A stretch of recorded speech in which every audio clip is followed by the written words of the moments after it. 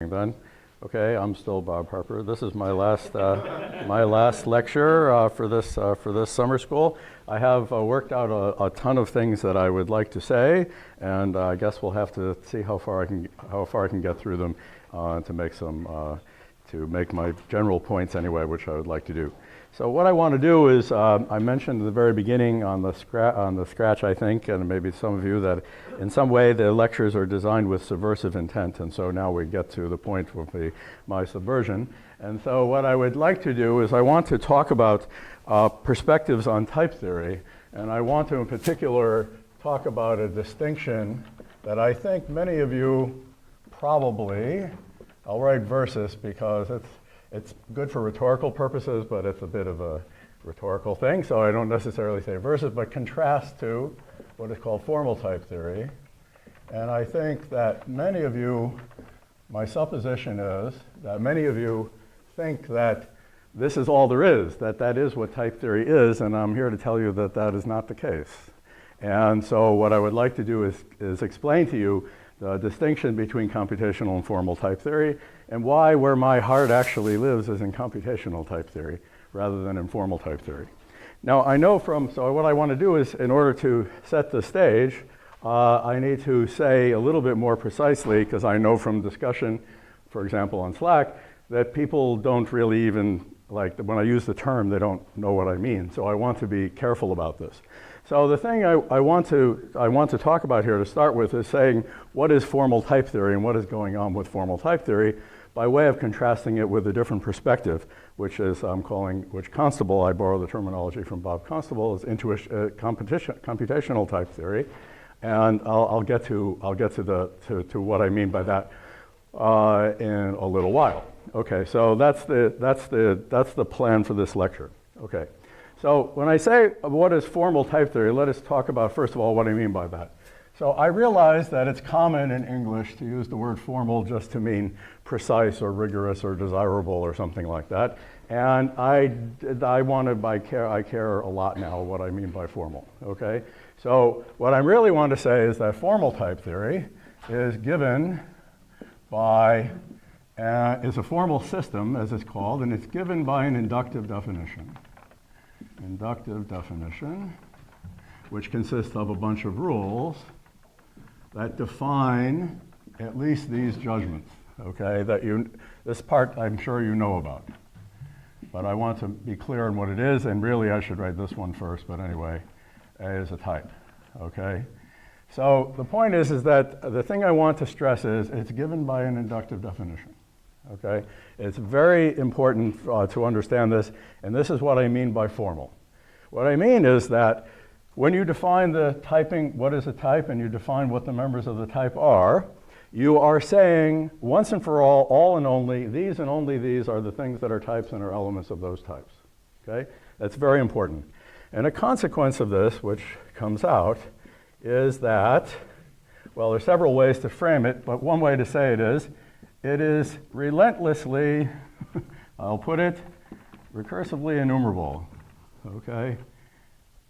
Because I'm going to make the point that you can never say anything interesting, really, with a sigma 1 sentence, okay?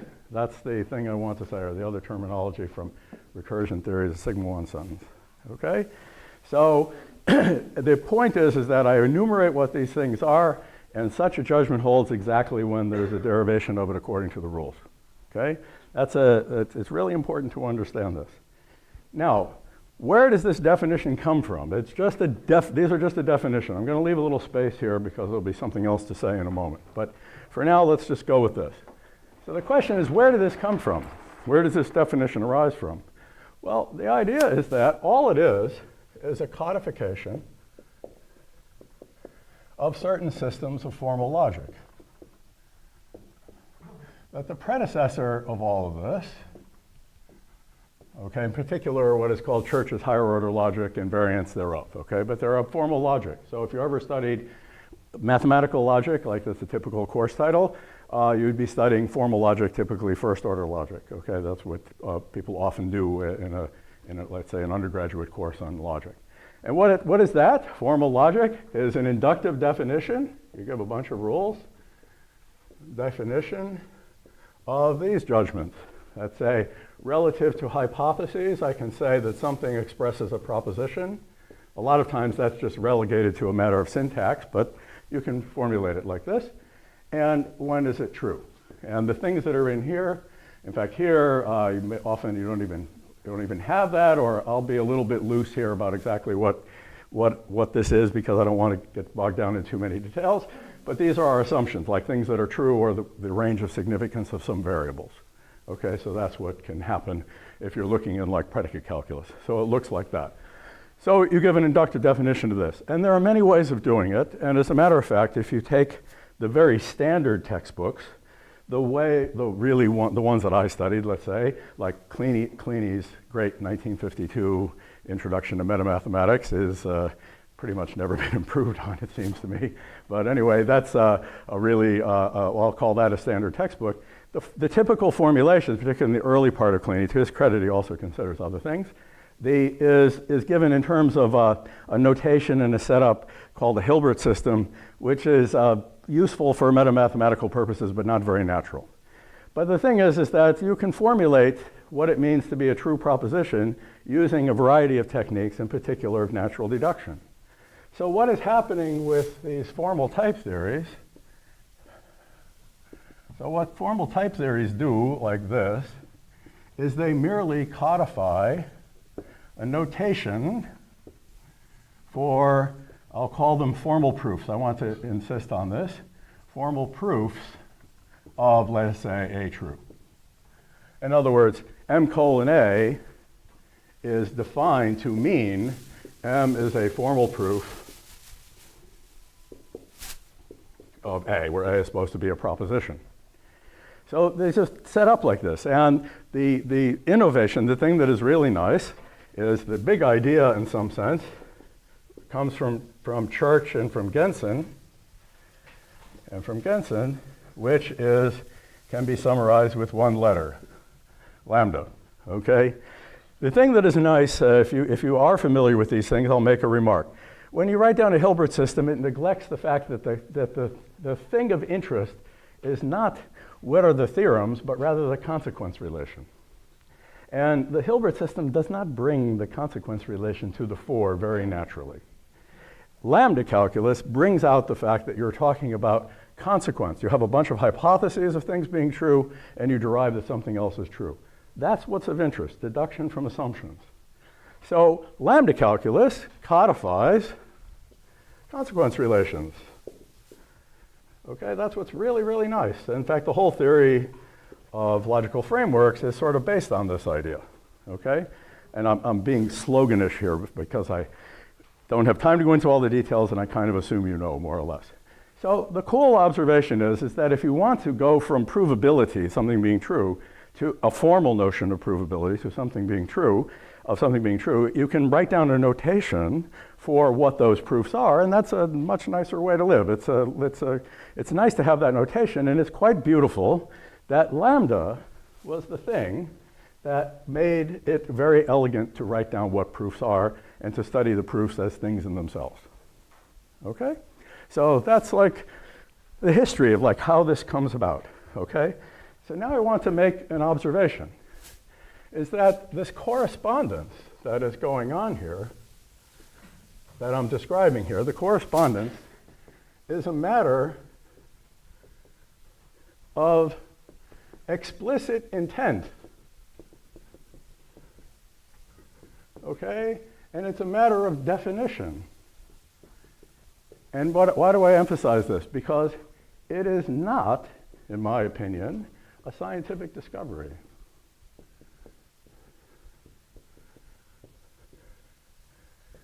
In other words, I don't know whether any of you have tried this experiment, particularly if some of you are maybe mathematicians, you would try this experiment.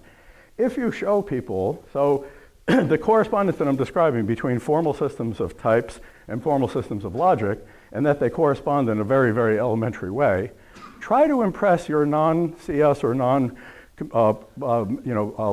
logician friends with this, okay? Show them the correspondence and they'll be like, it's a notation, okay? So you can write A implies B, or you can write A arrow B. Sometimes Many people write that and say implies. They write arrow for implies. I happen to prefer a horseshoe, but okay, whatever.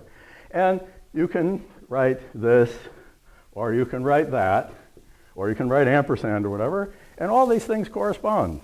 And then your colleagues say, what is the big deal, okay? In particular, why is it so grandly called something? This is this grand overstatement.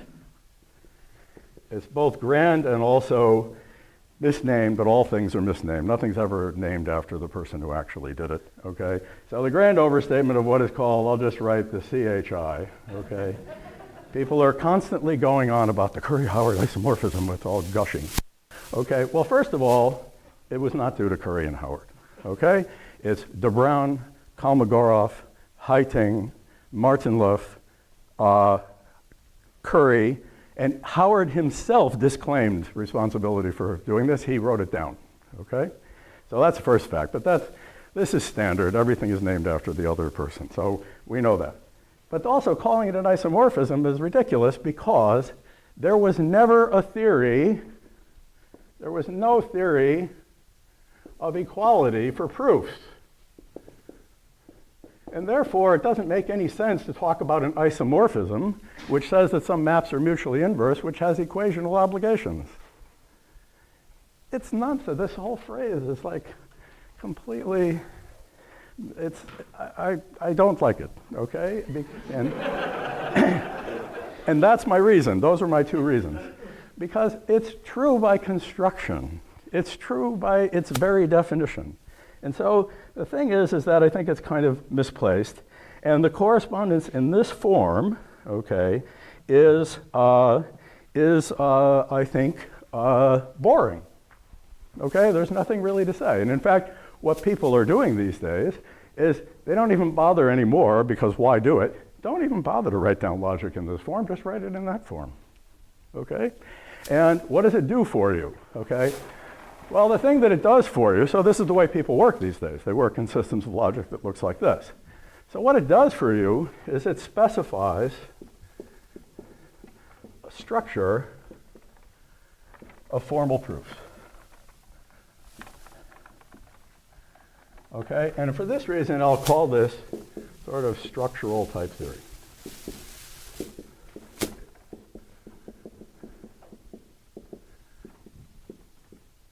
Okay, so that's where this term comes in. So another, synonym for my purposes of formal type theory is what I'll call structural type theory.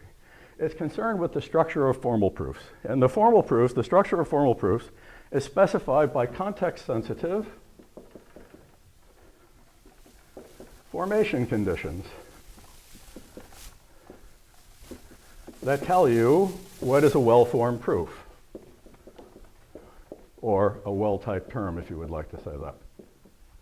And that's it, okay? That's what it does, okay? That's what is going on there.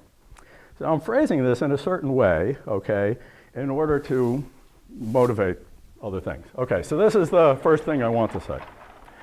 Now, as it stands, and this is an important point, as it stands, this correspondence has nothing to do with computation, regardless of the fact that it's all marketed like this. I'm trying to get you to be skeptical of the marketing, okay? So this correspondence by itself doesn't have anything to do with computation, nothing, okay? So the question is, where does that connection come up? Well, where it comes up, one of the ways in which it came up historically, is a meta-mathematical device that's related to computation, but is not the same thing.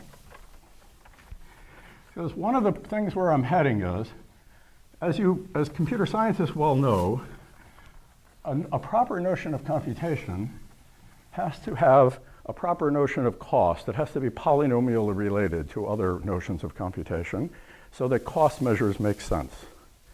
I'm not going to say anything more about that in this lecture, but I want to mention that there are obligations as to what is a notion of computation, and you don't just get to say that any old thing you feel like is a notion of computation.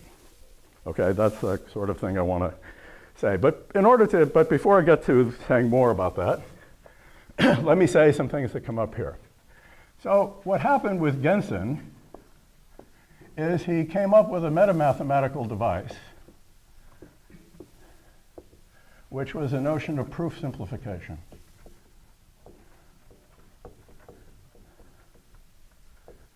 This is a remarkable achievement. This is one of the, Gensen is one of the greatest geniuses of the 20th century, in my opinion.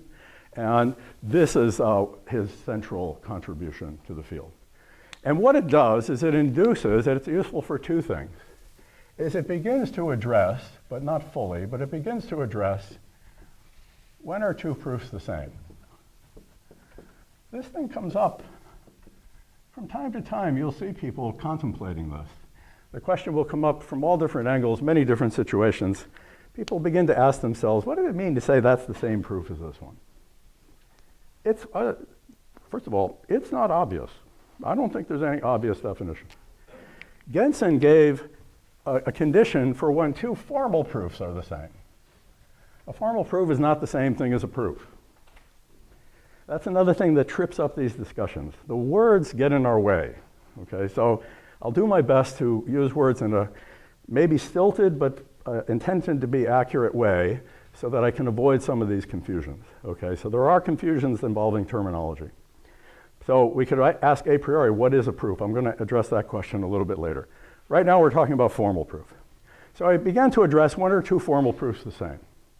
The answer is not, in my mind, definitive, but it is very, very useful for showing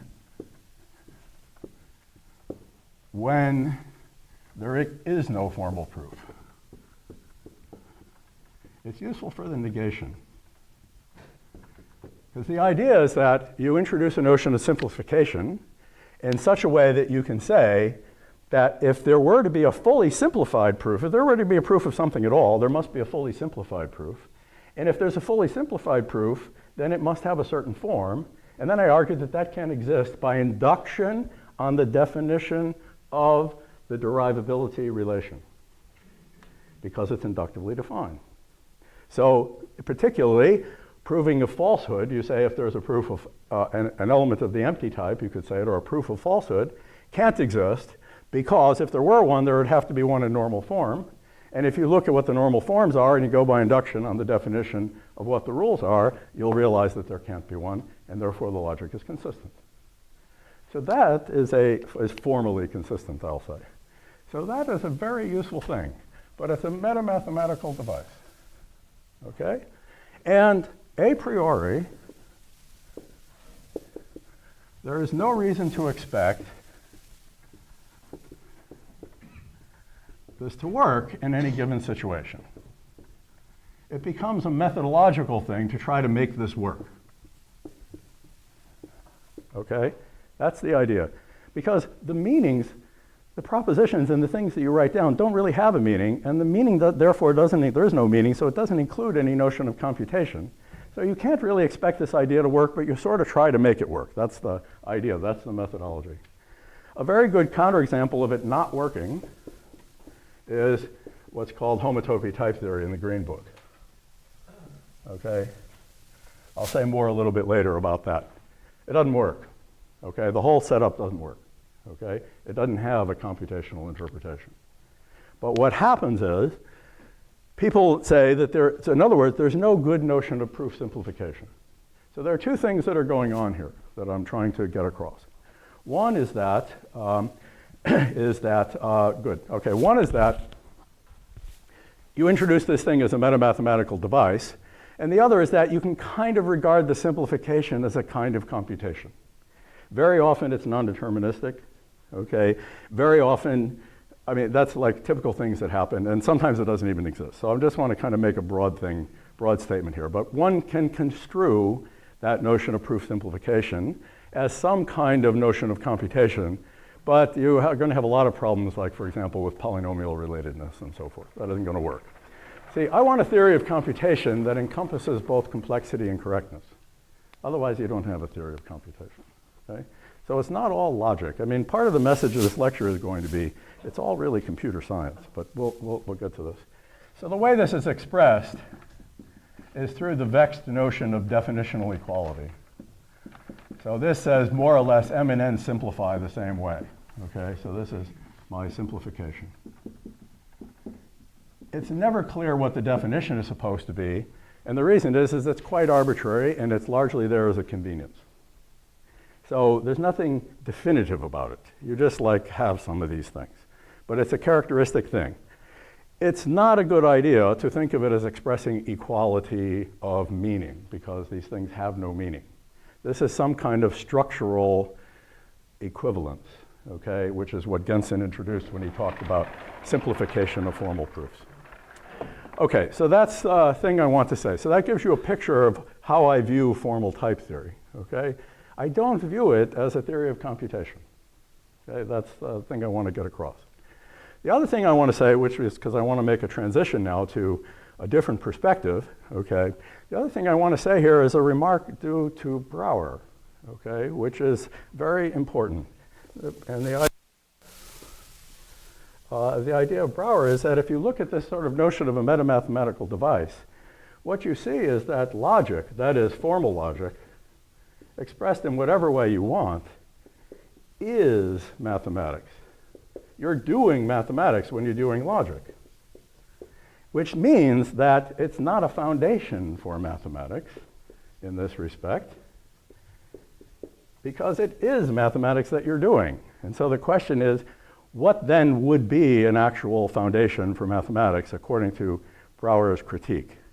So the important point is, by the very fact that Kleeni's book is called Introduction to Metamathematics, the very name tells you you're doing mathematics. It's the mathematics of formal systems. And by Gödel's theorem, no formal system is ever anywhere near an adequate account of what is true in mathematics. Never. Not even close. That's the point about my remark about it being recursively enumerable. So Brauer's critique is essentially that this cannot be, okay, a foundation for mathematics. Something else is needed, okay? And he provided what I consider to be a very penetrating account, okay, of the nature of mathematics, which in modern terminology reduces it to computer science. And I will tell you, okay, I'll tell you about that next. Okay, so that's what I want to do. Okay, I wonder if I could get a water. Is there a bottle of water somewhere? Thank you. Okay, so good. So questions about that. So this is what loads of people think type theory is the entire subject. It's not, okay? Do you think the search for a computational model for Harpers is hopeless or pointless? Or? For the formalism, yes, for reasons that I can't go into here. Okay, I'll say a little bit maybe at the end about what the frontiers are, what people are doing. Okay, and it's not that as far as computational stuff goes. Yep. So, okay, so good. So any other questions? Okay. So the origins of type theory go much further back than these kind of formal systems and the kind of thing that we've been talking about so far.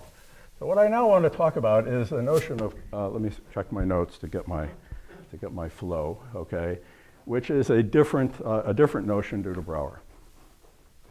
And I can do this in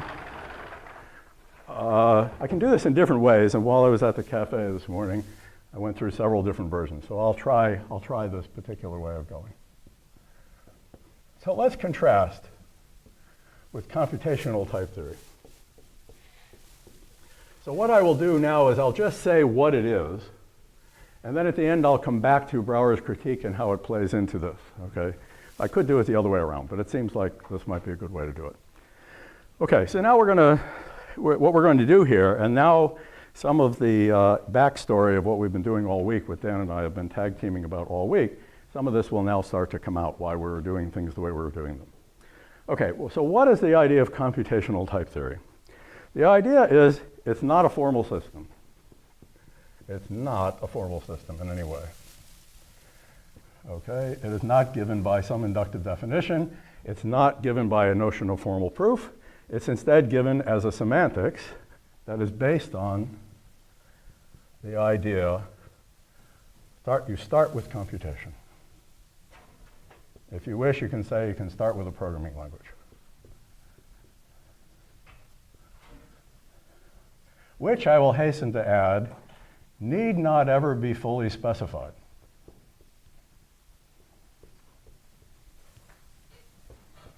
So for those of you who are kind of, know a lot about these kinds of topics, I will mention the open-endedness is important because it amounts to a denial of Church's hypothesis. Okay, so there's no requirement that I'm giving you all and only the programs. Okay, so that's extremely important, okay? So you do not, in this setup, it's very important, you do not accept Church's law as a defining semantic thing. It's rather, I've made this point in my blog, Church's law is one of the few, maybe only, question mark, scientific law in computer science. Okay, it's just the observation that everywhere we looked, whenever we came up with an idea of computation, as regards computing on natural numbers, they're all the same. It's a scientific law. It's like every time we did this experiment and dropped a ball and measured the acceleration, it came out the same. Okay, so that's Newton's law, maybe. Okay, so it's the same thing. Church's hypothesis, really should be called Church's law, and it's fine, it is a law, and I don't know anything different. But we don't build it into the system. It's not like we take it as an eternal fact that must always be true. It's just the current state of knowledge. Okay? So that's, in that sense, is exactly a scientific law. If you know of another scientific law in computer science, I'd like to hear about it, because it would be interesting to write these down. Okay, so here's the idea. So you start with the notion of computation. Now, Brauer's motivations for this were humanistic, okay? So Brauer's conception of math, according to me, you have to just take my interpretation, and there's certainly room for disagreement. I can only offer my view. So Brauer's conception, as I see it, is he takes a humanistic view of mathematics. It's manifestly a human activity that's about communicating between people, in particular, speaking about infinities of various kinds in a finite way. So then you ask, how is it possible that people can communicate? Well, the analysis is that the fundamental human faculty is the notion of an algorithm, the idea of a step-by-step procedure. Okay? That idea seems to be something that we've evolved, and here we are. And we can all learn our native language, and we can all learn the language of mathematics, and we learn to communicate with each other using essentially rules. And I don't want to go into, I'm not a linguist, I can only say so much. This is just my feeling about how things go. And you can observe little things like in English, I don't know what the analogous things are in other languages, but every little kid at some point says, oh, mommy, go to the grocery store. And you say, no, honey, it's went, okay? But the kid is right, of course, because the kid learned the rule, okay? And it should be goed, but it isn't, it's went. Okay, fine, okay? It exposes the algorithm. We have that idea of an algorithm. That's what it seems like to me. Okay, so anyway, the point is you start with the idea of computation, the idea of an algorithm, and then you build up on that. This is quite remarkable. A theory of truth. And for mathematics, that's what Brauer was doing, based on the idea of computation. And now here is where the point of confusion comes in with terminology that can become very frustrating sometimes because of the terminological thing. So what Brauer does is he builds up a theory of truth. And as a theory of truth, it's by no means limited to some sigma 1 thing. Okay? It's not given by an inductive definition, nothing of this nature. It's a theory of truth that is based on, what is the theory of truth and how is it based on computation? The central idea is that of a proof. Okay? The idea of a proof. That is, a proposition is true when we have evidence for it. We have a proof of it. But here is the thing. When we have a proof of it. But it is not necessarily a formal proof, let me write FP, in any fixed system. In fact, as soon as you fix the system, the whole point of Gödel's theorem, as soon as you fix what you claim are all the proofs, you're wrong. The moment you say these are all the proofs, you're wrong. That's the gorgeous thing about Gödel's theorem, all right? As soon as you draw that line and say that's it, then you're wrong. Okay, that's it, it's not the right thing. So that's a critical point. So this is where people get confused because Brauerian notion of truth is a notion of truth based on the communication between people using language. That part, I think, is hard to deny.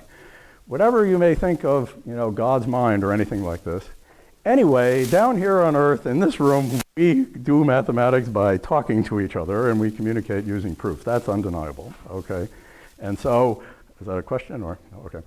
So that's undeniable. And we don't need to go any further than that, okay? We can sort of stop there. We don't need to make any further claims, but certainly that is an undeniable fact. But what constitutes a proof is not something that can be given in advance by some inductive definition. That's important, okay? And in fact, Brauer's notion of proof, he called a construction, and we would call it a program, or evidence, or words like this, okay? It is not like something which is called a formal proof. And now, the point is, okay, and here's the remarkable thing, okay? The remarkable thing is that now we have an important scientific program.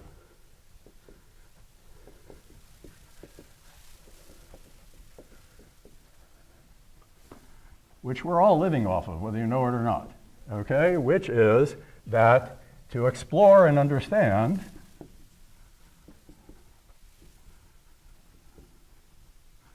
Brauer's conception of truth.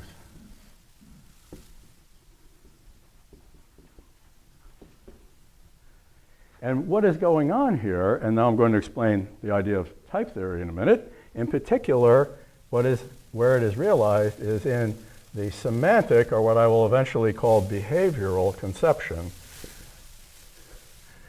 propositions as types principle. That's the word I prefer to use, okay? Propositions as types principle is one part of Brauer's program.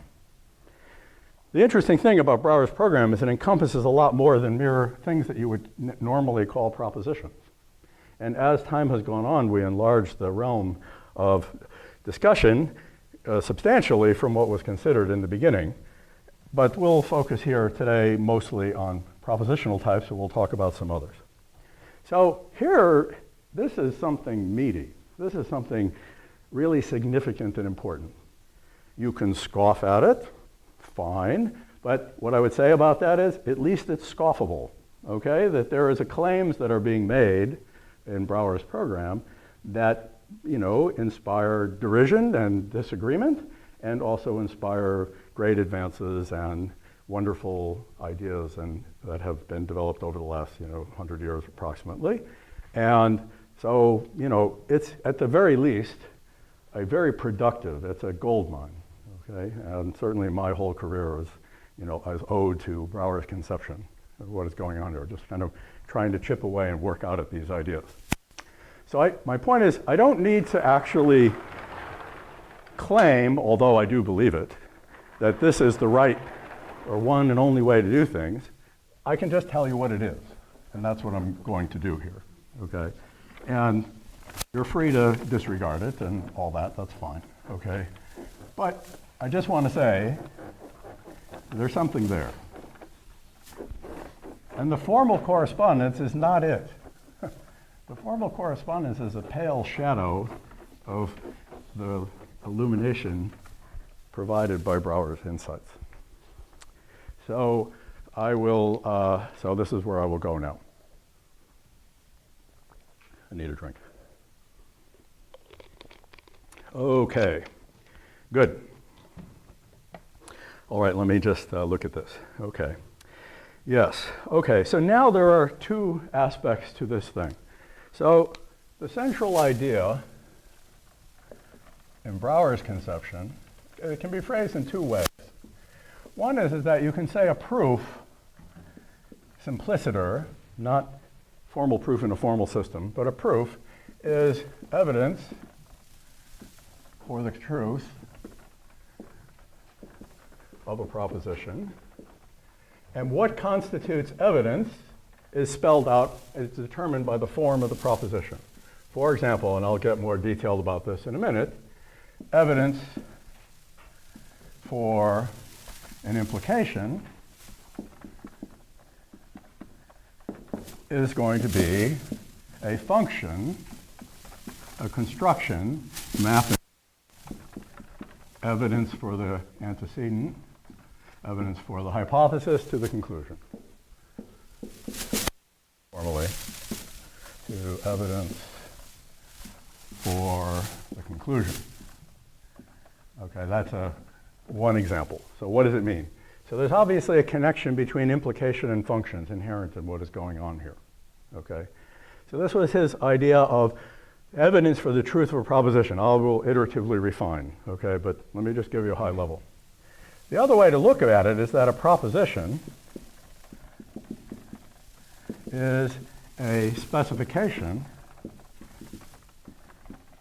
for the behavior of a program. Because this evidence, I use the word evidence, is really a program because it has to be something that's computable.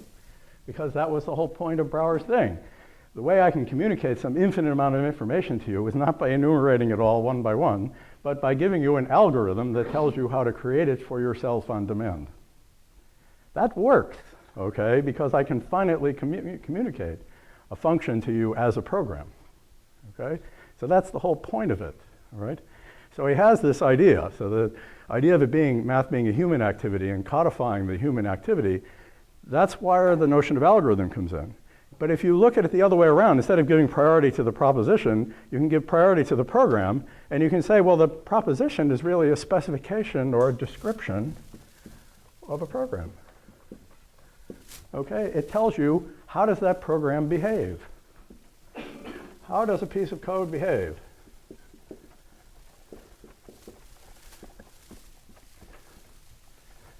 And the thing I want to hasten to add is, there is no best or canonical or otherwise privileged description.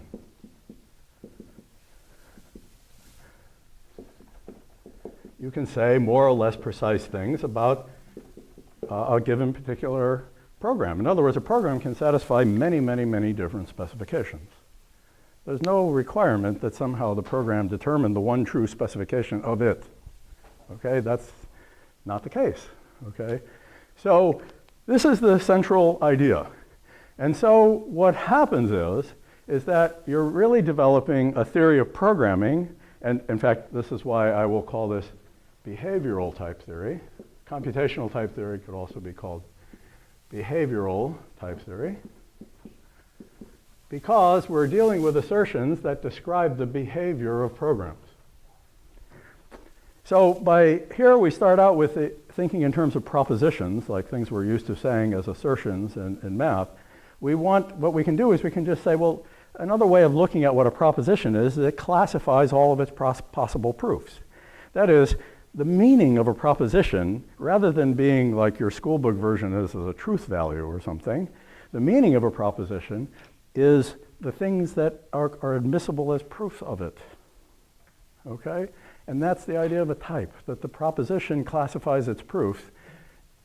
Phrased in another way, types classify programs. That's the real propositions as types principle, in my opinion. That's the scientifically interesting one. This one you can at least annoy your colleagues with, okay? They won't be bored, but they might tell you you're full of shit, but that's fine, okay? Because part of having a scientific identity is to be considered full of shit by some people, I think, okay? That's how it works, you know? You risk your neck and you say you take a stand on something, and you might be wrong, and you might be right, and they might be wrong. So friction is a part of it. There has to be friction. So I'd much rather be annoying than boring, as you can tell. I try very hard not to be bored. Okay, yes.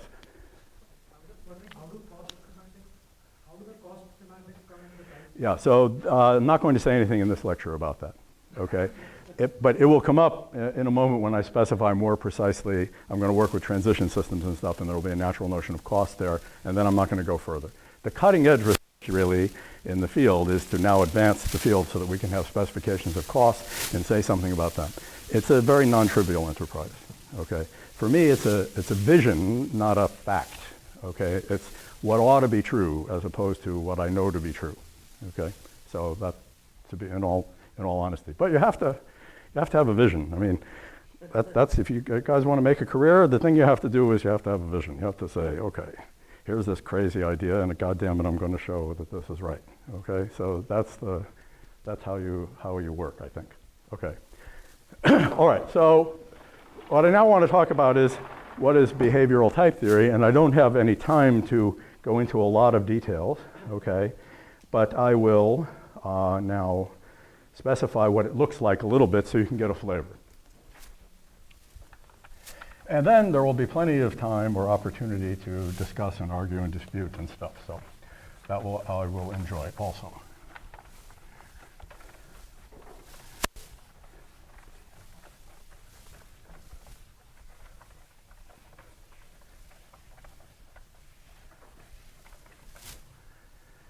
There's a quote from Howard Aiken on my webpage that I really like. You could have a look at it, pertaining to scientific research.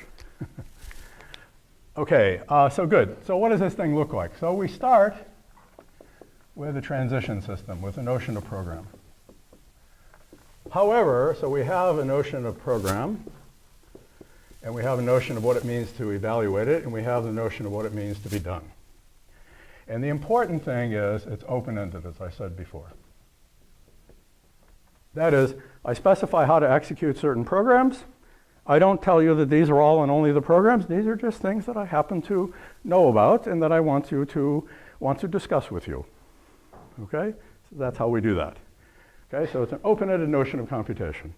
In particular, for certain mathematical purposes, people have even considered transition systems in which one can have some kind of oracle, okay, as a notion of computation. Doug Howe had a beautiful paper about 25 years ago using that kind of idea. But let me just say, open-ended. Okay, so that's important.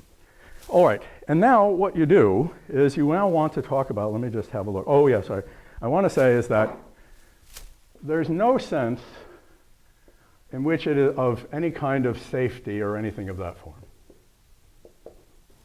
And I would say compare, Turing machines. Turing machines have stuck states. There's nothing wrong with that, okay? So I'm looking at a very raw fundamental notion of computation, and in particular, I am not looking at working with a dynamically typed language. No, okay? That's not what is going on. Because there's no pretension of anything being any kind of safety condition, anything like this, okay?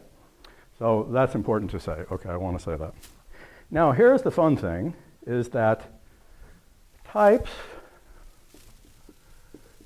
and their elements, I'll call them elements or members, whatever you'd like to say, are programs. Now, this is not only, so the types themselves are programs. It's very important to get this. There's none of this finicky business about larger limbs and all that nonsense, where you have sort of types, segregated in some special status. They're just particular programs.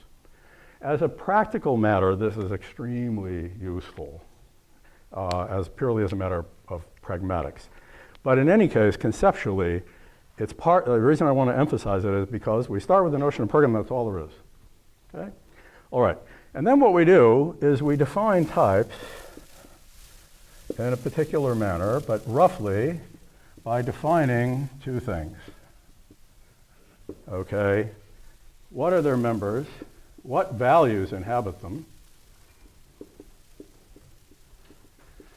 And then we also have to apply Quine's dictum, no entity without identity. When are two values equal? Quine was great with these turns of phrase. He was really amazing. His other one was ontology recapitulates philology, which is very amusing. But anyway, when are two values equal as elements of the given type, of the type? These two things have to be specified, okay? So so these are the things that we have to specify. So I'll do this a little bit by example. I'll show you how this goes. I just want to give you the flavor. Let me check on my time. Okay, good. I'm not doing too badly. Okay, so this is what is happening. So I'm going to define a bunch of types, and I'm going to define them following this general methodology. I should also say types themselves are programs. So types are given as certain values. That is fully evaluated programs, as specified by how I start out here with the transition system and so on. And we also specify when two types are equal. When they are, and I'll use the phrase exactly equal. I'll just say equal, but sometimes I'll say exactly equal. And the reason is that the notion of equality in type theory gets interpreted many different ways, and it becomes problematic. So as a matter of avoiding terminological confusions, I will sometimes use the phrase exact equality. Okay. So when are they equal? And this notion is a bit problematic. Okay? And I won't detail it here, other than to say, basically, the motivation for higher dimensional type theory is to sort this out. Okay? So I won't talk about higher dimensional type theory today. I don't have time to do that. But the purpose of it is to sort this out. Okay? But for now, we will have a notion of when they're equal. And in particular, equal types will have equal members, and I don't say anything more than that. Okay? So I won't write that down. Okay? Whatever we do with type equality, it will have the implication that they have the same members, and the members are equal in the same sense. Okay? That's what it will mean to have equal types. At least equal types will have that characteristic. Okay? That's all I need. If I were talking about higher dimensional type theory, then there would be a lot more to say about that. But just to put things in context, I think it's pretty fair to say that's the subject of higher dimensional type theory. It's not entirely, but it's a basic motivation. Okay. All right. So now let's look at what that looks like, how we specify it, because there's a very elegant way of writing down, okay, of writing down and defining what types are and these to emerge as theorems. Because the thing I want to keep your eye on the ball here. The thing I want you to observe is I'm going to make certain definitions that I ask you to accept. That's the first thing. And then I will prove a couple, just for the sake of illustration, a couple of theorems that are theorems and not definitions. They're not rules. They're not part of some formal system. They're just. So let's see how it goes, and then you'll get the drift of what I mean. Okay, so I have to say things first of all. Let me collect my thoughts to make sure I say the right things in the right order. Okay. I was really careful writing all this out, so let me make sure I do it. Before I get to an example, let me write down what the ideas are. So I'm going to need the following kinds of assertions or judgments. These are judgments properly so called.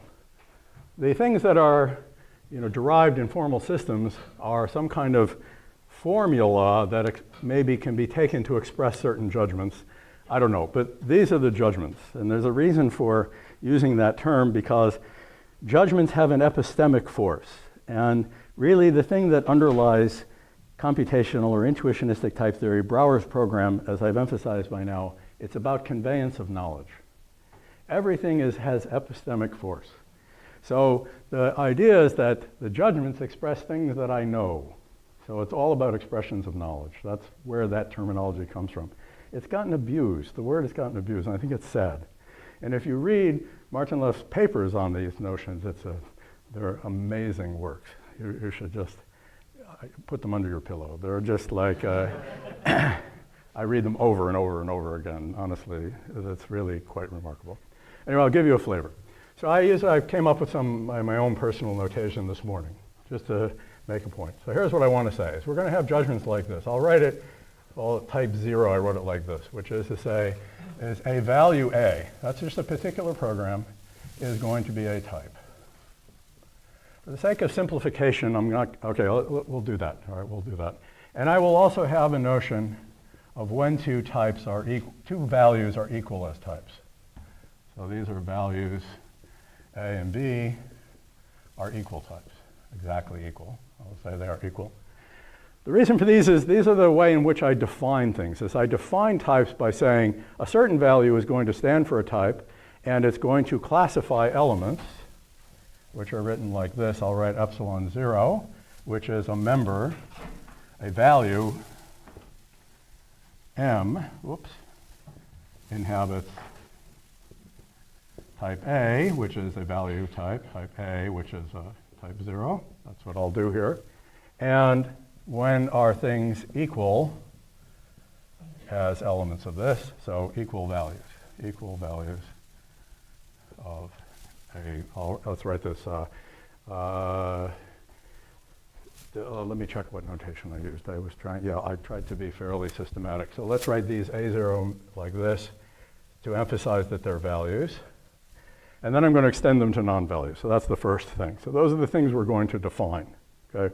These will be defined. And then parasitic on these, which is quite important, is we say in general, A is a type means that A evaluates to a value which has been specified to be a type, to stand for a type.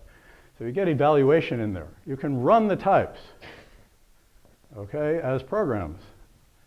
Pragmatically, this is extremely useful thing to have around, but it's also just of the essence of what is going on. And we say, when are A and B equal as types? And it means that they run, and when they evaluate and give you values, that those are exactly equal as type values. Okay, written like that. And then we have an analogous thing, and it gets a little tedious, but it means to write it all down, but you're getting the idea now. A evaluates to a canonical or a value type. M evaluates to its value, and it's canonically in A0. Okay? And a similar thing happens here. And I will just write a wavy line. You can fill it in. Okay, what that must mean. Okay? They both evaluate to equal values of the value of the type. Okay? So you specify, this is the core judgments of the type theory. Now the thing I will tell you, because you'll see when I start to define particular types, if you like to think of this from a magician's point of view, the quantifier complexity of what it means to be an element of a type grows unboundedly.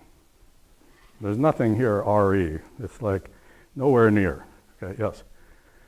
When you say types of programs, are you saying it, when you say types of programs, are you saying it as a device to just express that thought, or do you really mean types of, like, from my understanding, types contain programs, right? So, what do you mean to say that types are programs? I wasn't able to hear. Did somebody hear that? And What he's asking is, what do you mean when you say that types are programs? Because he is more familiar with a view where types merely contain programs. Well, that's what you're familiar with. They are programs, and they also classify. Their interest as programs is that they classify other programs, because they're indices. You can look at it as an index of a membership relation. M is epsilon A0. You like to pronounce it like that. So it's programs that index these membership relations or equality relations. That's the idea.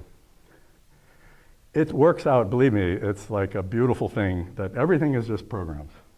That's Brauer's conception. Everything is built up. And what's amazing is how far the advanced mathematics you can do in this setting and how rich it is. It's like gorgeous, okay? But I don't have time to go into all of that. Let me just give you a flavor of what it looks like. Okay, so that's the first thing. So I'll give an example that I have to come back to, but I'll put over here so that I can come back to it conveniently. I'll start with one example, and then I'll come back to it. So the example is going to be this. I'm going to claim that there's a program. Really, I should have told you what all the programs are. I'll do it as I go along. So NAT is a particular program, and it's going to be it's a value that is going to be a type. So NAT will be a value in my computation system. That's a program that it needs no further evaluation. I spelled it NAT because I have a reason, okay, to do that. Okay? All right, so I can do that. And now what I want to say is, in terms of defining this as a type, I'm going to tell you certainly what are its members and when they're equal. So I'm going to say 0 equals 0 in epsilon naught. I'll write it like that, nat. That is, these are equal canonical members, okay? And again, to really do this right, I have to tell you that's a program and those are both values, so I'm doing that on the fly, okay? And I'm going to tell you about successor, and I'm going to say that these two things are equal. Let me write m prime as canonical members of nat, okay, if m equals m prime as general members of nat. So I'll point this out, NB. Okay, I'm allowing for a great deal of generality, and that's my definition. I will say it's inductively defined by this. Okay, that's the idea. Okay, so it looks pretty simple, but that's the definition of nat. I'll come back and state some theorem about it in a minute. But before I do that, I now have to talk about not only elements of types, but also maps, the consequence relation. So I mentioned to you before, I mentioned it to you in my very first lecture when I was railing about the kind of cargo cult of rule writers. Then the same thing applies here, is that it's not nearly enough to tell you what are the elements of the type. I have to tell you what are the maps, what are the mappings between types.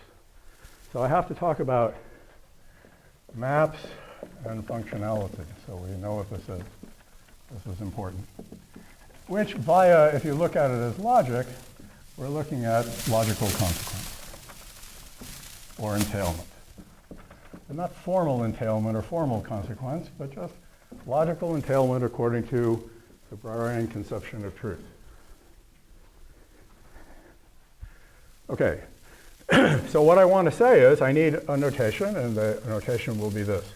So we'll suppose, for present purposes, I'll have A and B are types. And now what I want to define is the meaning of this. I'll write X is in A, and with a double greater than written like that, M is in B. Okay? So this is a hypothetical judgment, so-called, or a specification of a map. So you can say M is a map from A to B, if you like. Or you can pronounce it in various ways. M is in B under the hypothesis that X is in A, but it has a certain meaning that I want to make clear. Okay? So I'll just say that that's a map. So what does this mean? It has, I'll write it in two parts.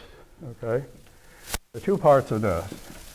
First of all, if you give me, okay, oops, let me call that N because my letters will work out better if I do that.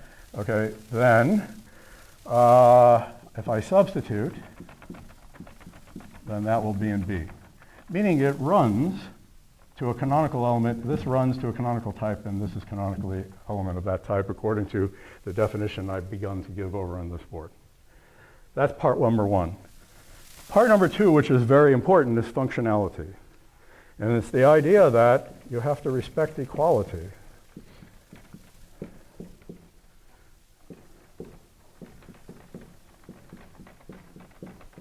This is what makes it a map.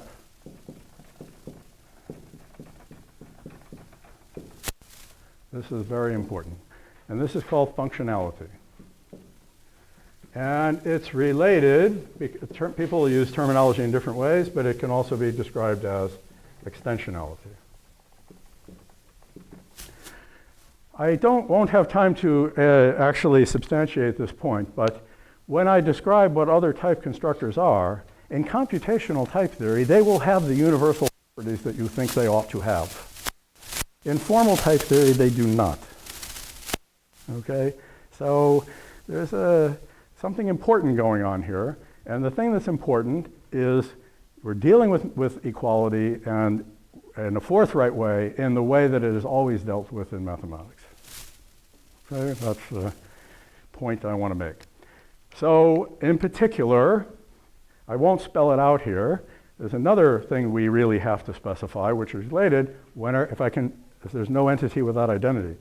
This is what it means to be a map from A to B. What does it mean to be, and this is where extensionality comes in, what does it mean to be equal maps from A to B? Well, I won't write it all out, but it basically says equal args to equal results. I'll just write it like that, okay? And this is really the thing that's called extensionality, okay?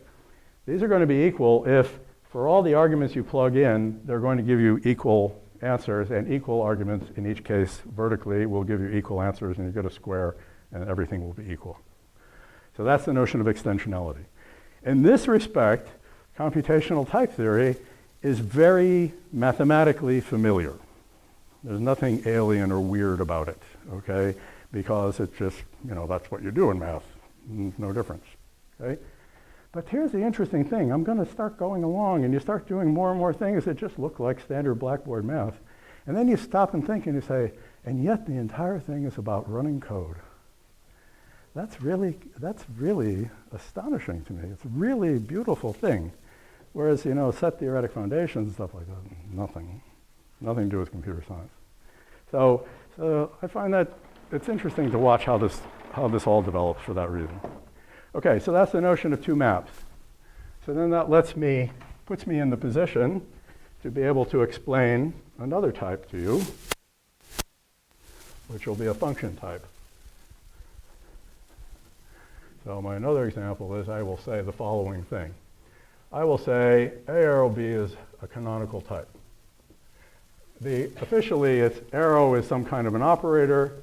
I have ABTs, it's arrow AB, and that's going to be a value. That's one of my programs. Okay, so I want you to, so this is what's going on the side here. So there's a whole apparatus of ABTs going on. I'll mention implementation in a minute. Okay, so I'm going to say that this is a type, and here's the key thing. What I say is that lambda x m is equal to lambda x m prime as a canonical member of this canonical type if it encapsulates a map from A to B.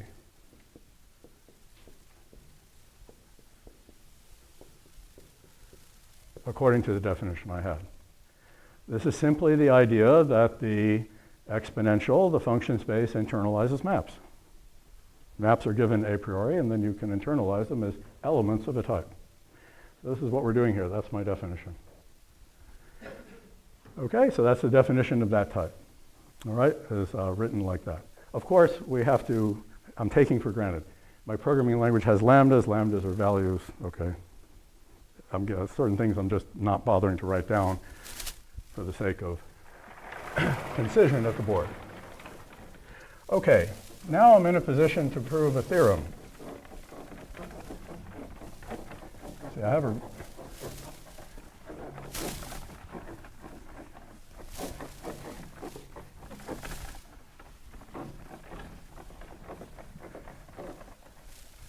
okay, so I will have a note. We have a program application with the expected transition rules, computation rules. If you want, I can write them out, but we evaluate M, take a step on M, that's a step on the application, and then a beta-like rule. Okay, so I would really need to write that down, but we'll just say that we have application as a program. Understand? Okay? Now I'll say as a fact, that is, this is not a definition. This is a theorem. And what it says is, if I have a member of A arrow B, and I have a member of A, then its application, this is just one fact of many, but I can certainly write this down, is in B. I'm really careful here to use if-then and stuff because I want to make sure that I'm getting across that we're specifying a theorem. There are no horizontal lines here. I'm not doing an inductive definition. Okay? All right, so that's the thing I would like to say. A lot more things along these lines to say, but anyway, I'll give you a thing. So how do we prove this? Well, what do we know? Suppose M is in A arrow B. What does that mean? This means that M evaluates to a value M0, which is in A arrow B. Okay? But the values in M0, which are in A or B, are exactly lambda terms, like that.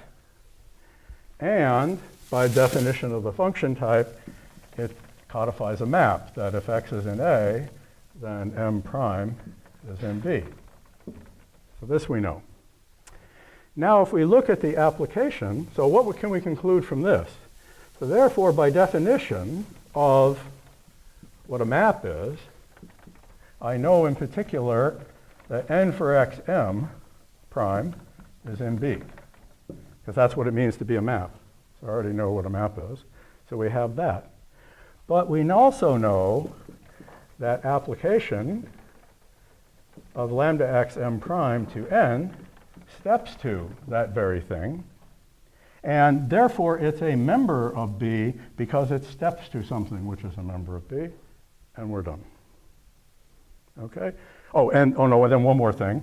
No, I have that, and moreover, sorry, I had one more step. Moreover, by hypothesis, M transitions to lambda x m prime, so we get that the application of M to N transitions to the application of lambda x m prime to N, which transitions to N for x m prime, which I know by the definition of a mapping is in B, and I'm done. That's how it works, you see? So the point is, the arrow is a specification of the behavior of programs. Okay, when you apply them, they behave the way you thought they were going to behave. Yes. Okay, so it seems to me that you have proven modus ponens in this system, and it always, it always seemed to me that modus ponens is like something that you assume for any kind of system that has implication of some form. Which means that it seems that you're basing your modus ponens on something that is even more fundamental. Yes, exactly. Which is the idea of a mapping. The idea of a mapping, the idea of the hypothetical judgment. Modus ponens is a fact about a connective. That's not what we take as given. What we take as given is the idea of logical entailment, which is really the idea of plugging an argument into a function, a program, and running it.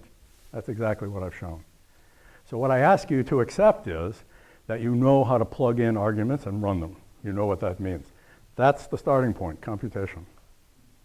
So the majority of us are computer scientists. And from a computer science perspective, I mean, how can you not love this, right? Because what I'm in the midst of doing is deriving a vast amount of things. A huge amount of math, for example, can be derived on this basis. It's all about programs. So it's quite remarkable how this works. The thing that it can be astonishing, in fact, how this works. So, okay, so let me just catch it was a good question, but let me catch my spot so that I see where I am. Okay, good. All right, so that gives you a flavor. And by a similar thing, I can prove a fact over here. I'll leave it for you. I'll let you prove that if A is a type, and M is in NAT, and N is in A, and if you have a map, I didn't actually spell out multiple argument maps, but one can do this. If I do this, and P is in A, let us say, that if all of these things are true, then it's also true that the recursor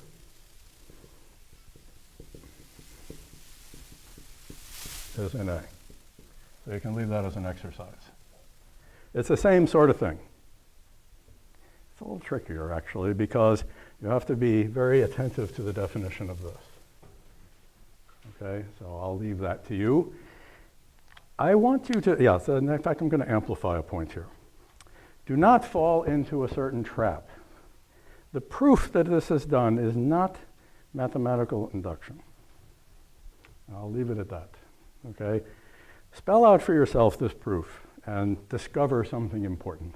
That's what I want you to do. So we should do that. Okay, now the next thing, I'm running low on time now, so let me say a few things. The next very important thing is related to what Dan was lecturing about this morning, is the analog of a map at the level of elements is the notion of families of types. That's very important. Where we have the idea that given a type A, we can talk about B being a type parameterized by A or indexed by A. So this is something roughly like B sub x such that x is in A. Okay, that's the idea about it.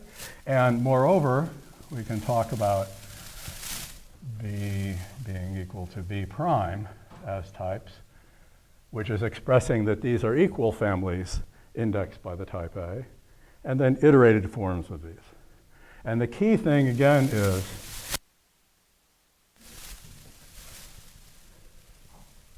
and functionality, meaning that I can plug in an actual element of A and get a type, and I can plug in equal elements and get equal types as results.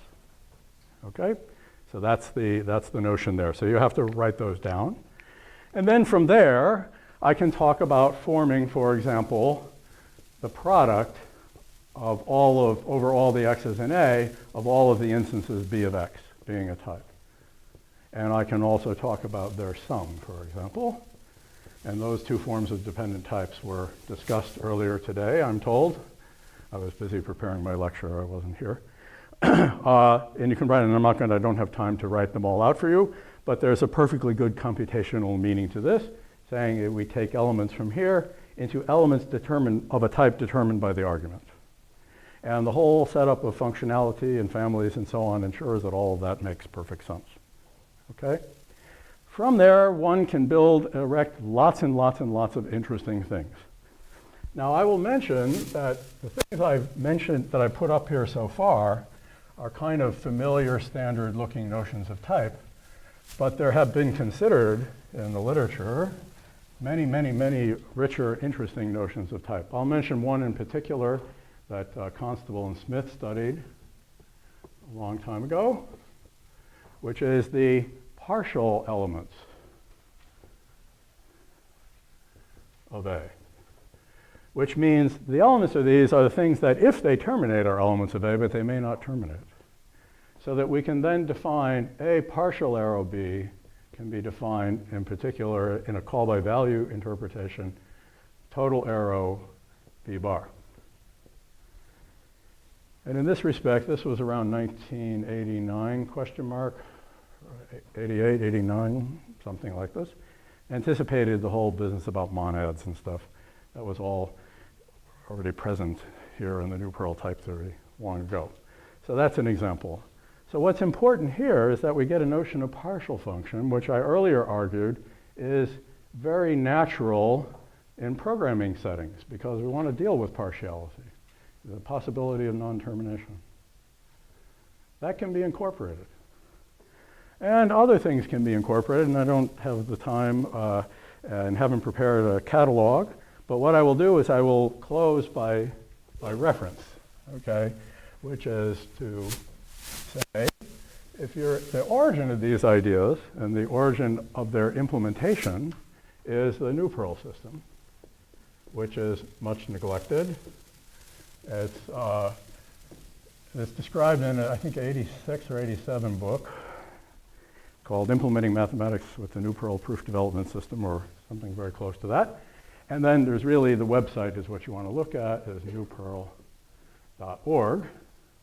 And this is the mother of all type theory systems. This is the first one. And Coq, the one that most of you have used, is just a copy of New Pearl. This architecture of Coq was created by Chet Murthy, who was a PhD student of Constable's who worked on New Pearl, who ported that over. What you see is what is New Pearl. That whole architecture of tactics and so on, that comes from New Pearl. And this is still going today.